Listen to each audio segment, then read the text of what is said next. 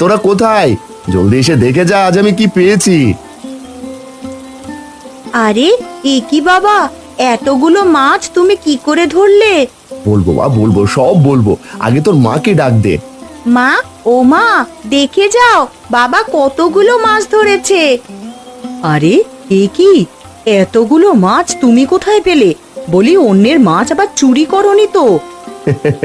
না গো গিন্নি, চুরি করিনি, সবগুলোই জাদুর জাল দিয়ে ধরেছি। আর এই জালটা আমাকে দিয়েছে এক মৎস্যকন্যা। বলো কি বাবা, মৎস্যকন্যা? হ্যাঁ মা, মৎস্যকন্যা। তা গিন্নি, এতগুলো মাছ এখন কি করব?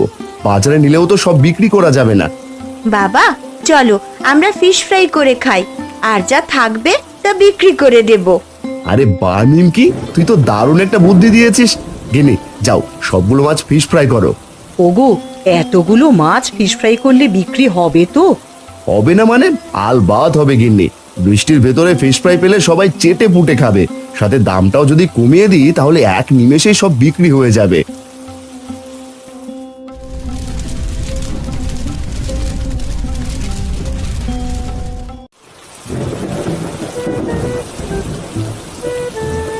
আরে জগাই, এই গাড়িতে কি বিক্রি করছিস? ফিশ ফ্রাই বিক্রি করছি গো রতন দা। কি ফিশ ফ্রাই? তুই ফিশ ফ্রাই বিক্রি করার মাছ কোথায় পেলি? সে অনেক বড় ঘটনা রতন দা। আরে তোমার মাথায় আবার কি এত পচা গন্ধ আসছে কোথা থেকে? আমার মাথায় মাছের ঝুড়ি, পচা গন্ধ হয়তো আশেপাশে থেকে আসছে। না গো রতন দা, আশেপাশে থেকে নয়, তোমার ঝুড়ি থেকেই আসছে। এই রে, এই ধরা পড়ে গেলাম না তো। ইস, ধরা পড়ে গেলে শ্যামলী দিদি আমাকে একদমই আস্ত রাখবে না। না না, এখনই কেটে পড়ি। কি হলো রতন দা, কিছু না বলেই চলে যাচ্ছ কেন?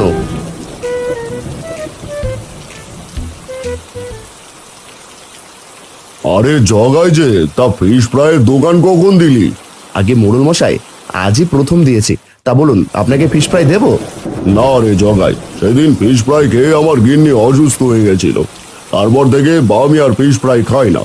মোড়ল মশাই, আমার ফিশ ফ্রাই কোনো ভেজাল নেই, গিন্নি নিজ হাতে বানাই। একটা খেয়ে দেখুন না। আচ্ছা তাহলে আমাকে পার্সেল করে 10টা দিয়ে দে।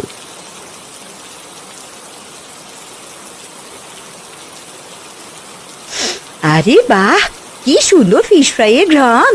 দিন দাদা, আমাকে 5টা ফিশ ফ্রাই পার্সেল করে দিন। দাঁড়ান দিদি, এখনই দিচ্ছি।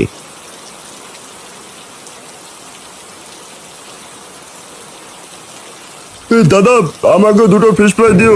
তোমার ফিশ ফ্রাই থেকে যে খুব সুন্দর ঘ্রাণ আসছে। হ্যাঁ দাদা দাঁড়াও, আর তোমাকেও ফিশ ফ্রাই দিচ্ছি।